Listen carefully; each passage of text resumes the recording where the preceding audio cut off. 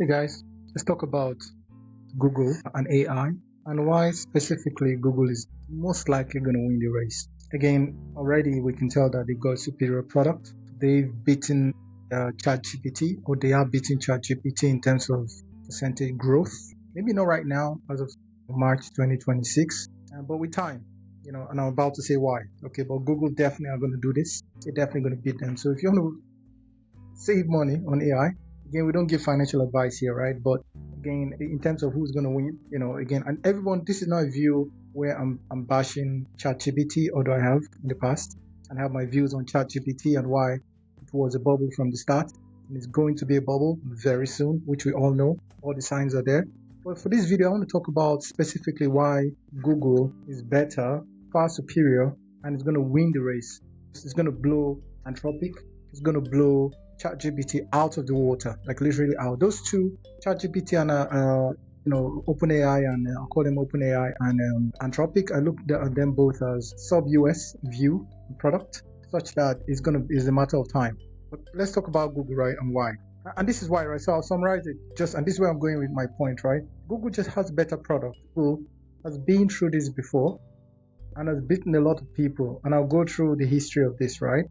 And Google don't sell AI. Already they've put AI in the mix, but they're not selling you AI. AI is just a search. It's one of their products. While Anthropic, all they have is AI. OpenAI, all they have is AI. Okay. Even Elon Musk has got more than AI. Elon Musk has X, and within X you have AI. We've got our rings. Sorry, I should throw that in there. I should have started with that. I'm the CEO of Orukka. Orukka has a smart payment ring. We allow you to pay with your ring, and we're working on an AI version of the ring. What's happening is that you have a product, and that's where things are going. There will be a product, and within the product, there's going to be AI, and that's where things are going. If you just sell just AI, you're already out of the loop. I'm going to talk about, again, this is not about us, right? So again, go buy our rings. If you don't have it already, just go buy Orukka.com. We allow you tap to pay with your ring. The AI version is still in progress with a few governments, a few central banks, and a few exchanges. So you take and pick which one you want, okay? But we accommodate everyone.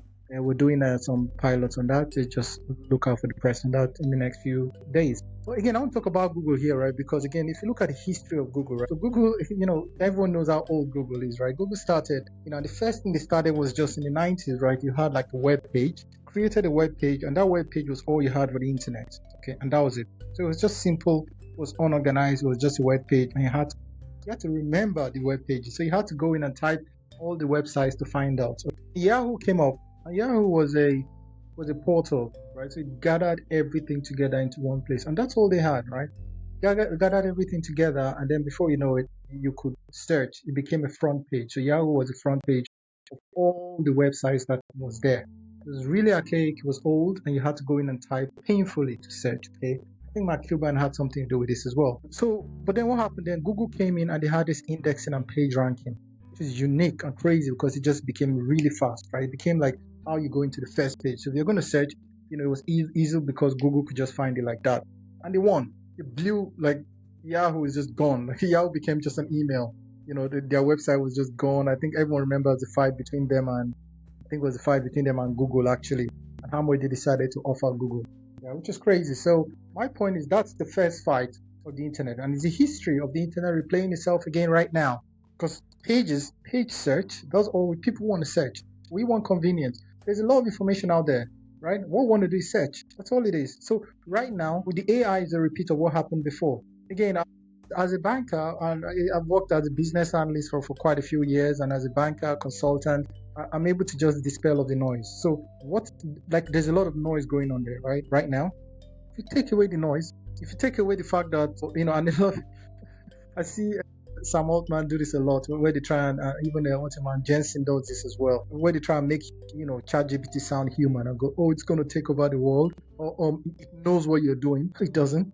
Like we all know that ChatGPT has no original thoughts. Like, it just takes previous search, just like the internet. If you wanted to search for Google, Google has nothing. All Google does, it takes all the previous pages that has been there, indexes it based on your previous history or people around you, so that when you search, it gives you your information like that. That's all Google does. And that was the internet. Right now, what does AI do? AI just aggregates it and places some logic over what's there already. AI is not going to write poetry. But what it can do is search all the previous poetries and try to put some logic on it. That's all. It's computer. But people try and make it look like the biggest deal of what it is when it's not. And we fall for the hype around, it can take over the world, or it can cause the end of the world, and that increases the value of the company.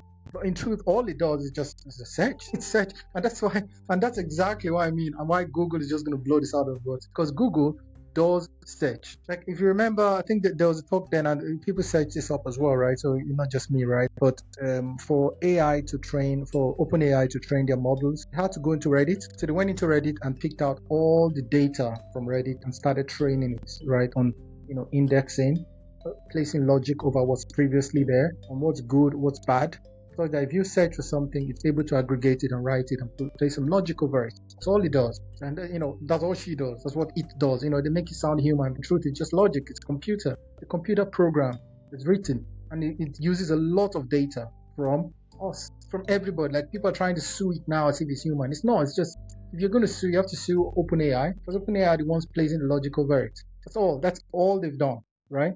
And all they've done is create this portal, which, in my opinion, aggregates all the previous, logic or write-ups or thesis that's out there, puts it all together and presents it back to you. There's nothing brand new, right? I mean, you can search online and see, all the history and the people just catching AI on things that they've copied from the past, which is not crazy if you realize what OpenAI is. OpenAI is just an aggregation of previous pages, but they made it so big, and it becomes so big that it's just almost like, well, if you peel the curtain, it's just normal, So don't get me wrong, right? I really like OpenAI and Anthropic in the sense that they created a market that didn't exist. They came up with this idea of actually aggregating and placing a logic over it, so that instead of just searching and presenting information, it's able to actually create something from behind it, right? It just looks through, okay, if you wanted to write an essay, it looks at all the previous essays that's come before it, okay? Try and aggregate what an essay would look like that's written by a clever human, like analyzed, and say, okay, based on this is what you're going to do. Which is the same thing as a trader today. If a computer is going to trade for you, you're going to trade based on the criteria that you've given to a computer. And I say that because I'm from a finance background. Algorithmic trading, trading has been forever. We've been using AI there as well. Because all it does is just says, okay, here's your trade, here's your limit order, here's your stop loss, here's what you want to leave, and then that's it. If you pass that trade, that's it. Then AI literally knows exactly, and it acts quicker, but it's a computer program, right? Which is the same thing as well. If you're searching for something, it's a computer program.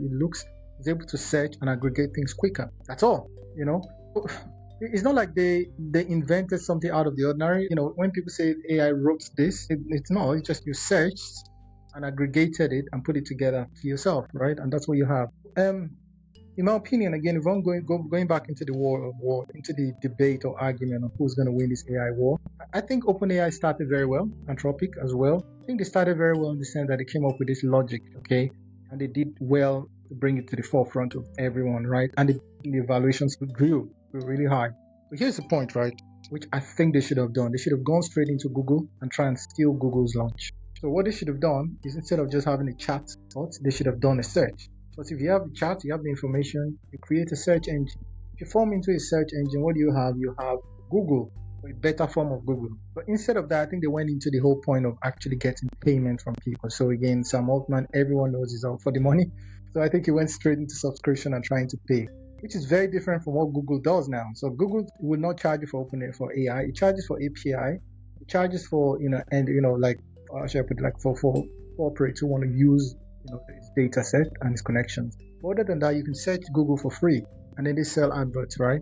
So my opinion, again, is that Google already has the information. Google already has the advantage of the data set, and all it has to do now is place AI on its Google search, and it's got a superior product. So that's exactly why I believe that OpenAI is definitely going to lose the race. Anthropic, in my opinion, is, again, I'm not going to call it the boy who cried wolf, but it claims to be better or superior. It's not any better, right? It's just the same thing, same data, same people, same, trying to sell, a computer program. That's all they're doing. They're trying to sell a computer program. And then the question now becomes, is it a product that people are going to pay for when Google comes and offers it for free? Because already people use Google to search. People use the rest. I mean, if you look at percentage split, right? About 60% of the world use Google. The other 40% use Microsoft Bing.